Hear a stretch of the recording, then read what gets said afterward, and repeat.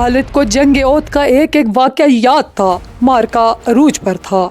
सिर्फ एक आदमी था जो लड़ नहीं रहा था। वो मैदान जंग में बर्छी उठाई यूं घूम फिर रहा था जैसे किसी को ढूंढ रहा हो। वो वेशी बिन हर्ब था। वो हमजा रज़ी ताला अन्हो को ढूंढ रहा था। हमजा रज़ी ताला अन्हो को कत्ल करने के इसके पास दो इनाम थे। एक ये कि इसका आका इसे आज़ाद कर देगा, दूसरा अबू सुफियान की बीवी हिंद के वो ज़ेवरात जो इसने पहन रखे थे। इसे हमजा रज़ी ताला अन्हा नज़र आ गए। वो कुरैश के एक आदमी सबा बिन अब्ज़ा की तरफ बढ़ रहे थे। खतना करने वाली की बेटी हमजा ने इसे ललकारा, इधर आ और मुझे आखिरी बार देख ले। सबा बिन अब्दुल अज़्ज़ा हमजा रज़ी ताला अन्हा की तरफ बढ़ा। उससे से इसका चेहरा लाल था। वो तलवार और ढाल की लड़ाई का माहिर था।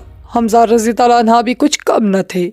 दोनों एक दूसरे के करीब आए और एक दूसरे पर वार करने लगे। दोनों की ढालें वार रोक रही थी। वो पेंतेरे बदल बदल कर वार करते, लेकिन ढालें तलवारों के रास्ते में आ जाती। इस वक्त वेशी बिन हर्ब झुका हुआ आहिस्ता आहिस्ता इनकी तरफ बढ़ रहा था। इससे ज़मीन और झाड़ियों ने ओट दे रखी थी। हमजा रज़ी ताला अन्हा अपने दुश्मन की आंखों में देख रहे थे। सबा के सिवाय ने कुछ भी नज़र नहीं आ रहा था। वेशी इनके करीब पहुंच गया। बर्छी निशाने पर फेंकने का वो माहिर था। वो इतना करीब हो गया कि जहाँ से इसकी बर्छी खता नहीं जा सकती थी। वो उठ खड़ा हुआ और बर्छी को हाथ में तोला, फिर इसे फेंकने की पोजीशन में लाया। हमजा रज़ी ताला अन्हा ने सबा पर यके बाद एगरे 2-3 वार किए। आखिरी वार ऐसा पड़ा कि हमजा रज़ी ताला अन्हा की तलवार सबा के पेट में उतर गई। हमजा रज़ी ताला अन्हा ने तलवार इसके पेट से इस तरह निकाली कि इसका पेट और ज़्यादा फट गया और वो हमजा रज़ी ताला अन्हा के कदमों में गिर पड़ा। हमजा रज़ी ताला अन्हा अभी संभले भी नहीं थे कि वेशी ने इन पर पूरी ताकत से बर्छी फेंकी। फासला बहुत कम था। बर्छी हमजा रज़ी ताला अन्हा के पेट में इतनी ज़्यादा उतर गई कि इसकी अनी हमजा रज़ी ताला अन्हा की पेट से आगे निकल गई। हमजा रज़ी ताला अन्हा गिरे नहीं। इन्होंने इधर उधर देखा, इन्हें वेशी दिखाई दिया। हमजा रज़ी ताला अन्हा बर्छी अपने जिस्म में लिए हुए वेशी की तरफ बढ़े। वेशी जहाँ खड़ा था वहीं खड़ा रहा। हमजा रज़ी ताला अन्हा 4-5 कदम चलकर गिर पड़े। वेशी इनके जिस्म को हिलता जुलता देखता रहा। जब जिस्म की हरकत बंद होगी तो वेशी इन तक आया। वो शहीद हो चुके थे। वेशी ने इनके जिस्म से बर्छी निकाली और चला गया। अब वो हिंद और अपने आका जुबैर बिन मतम को ढूंढने लगा। हालत को मार्का याद आ रहा था कि इसे मुसलमान औरतें नजर आई। मुसलमान अपने जिन जख्मियों को पीछे लाते थे, इन्हें औरतें संभाल लेती थी, इनकी मरहम पट्टी करती और इन्हें पानी पिलाती। मुसलमानों के साथ 14 औरतें थीं, जिनमें हज़रत फातिमा रज़ी ताला अन्हा भी थी। फिर यूँ हुआ कि कलील तादाद मुजाहिदीन कसीर तादाद कुफ़ार पर गालिब आ गए। कुरैश का परचम बरदार गिरा तो किसी और ने परचम उठा लिया, वो भी गिरा। परचम कई बार गिरा। आखिर में गुलाम ने परचम उठाकर ऊंचा किया, लेकिन वो भी मारा गया। फिर मुसलमानों ने कुरैश को परचम उठाने की मोहलत न दी। कुरैश के जज्बे जवाब दे गए। खालिद ने इनकी पसपाई देखी और ये भी देखा कि मुसलमान इनका ताक़ब कर रहे हैं।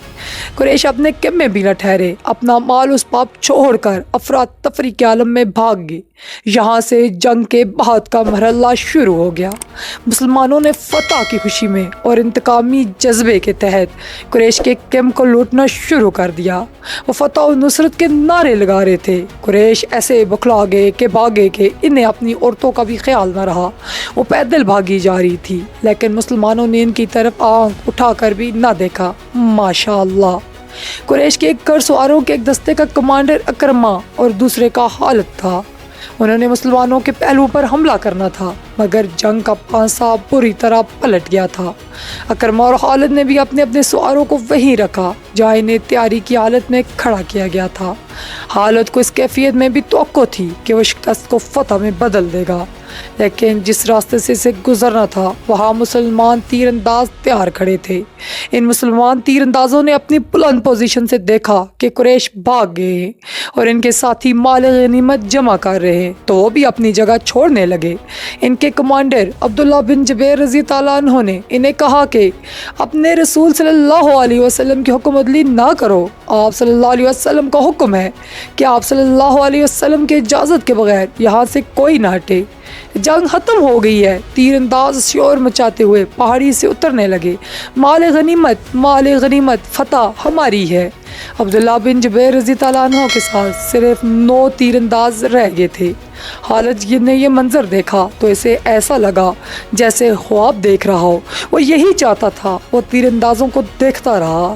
جب وہ قریش کے کیمپ میں پہنچ گئے تو اس نے اس پہاڑی نین پر حملہ کر دیا جہاں پر عبداللہ بن جبیر رضی اللہ عنہ اور ان کے 9 تیر انداز رہ گئے تھے۔ خالد انہیں نظر انداز بھی کر سکتا تھا لیکن ان سے وہ انتقام لینا چاہتا تھا۔ اس کے گھڑ سوار پہاڑی پر چڑھتے جا رہے تھے، اوپر سے تیر انداز تیزی سے تیر برسا رہے تھے۔ اکرما نے خالد کو نین پر حملہ کرتے دیکھا تو وہ بھی اپنے سوار دستے کو وہیں لے گیا اور اس کے گھوڑے ہر طرف سے اوپر چڑھنے لگے۔ سواروں کے پاس بھی تیر کمانیں تھی، وہ اوپر کو تیر چلا رہے تھے لیکن اتنے گھڑ سواروں کو روکنا اوپر والوں کے لیے ممکن نہ تھا۔ سوار اوپر چلے گئے، تیر انداز 10 بے 10 لڑائی بھی لڑی اور سب زخمی ہو کر گرے۔ خالد نے زخمیوں کو پہاڑی سے نیچے پھینک دیا۔ عبداللہ بن جبیر رضی اللہ عنہ بھی شہید ہو گئے۔ وہاں سے خالد اور اکرما نے اپنے گھڑ سواروں کو اتارا اور اس مقام پر آ گئے جہاں سے مسلمانوں نے لڑائی کی ابتدا کی تھی۔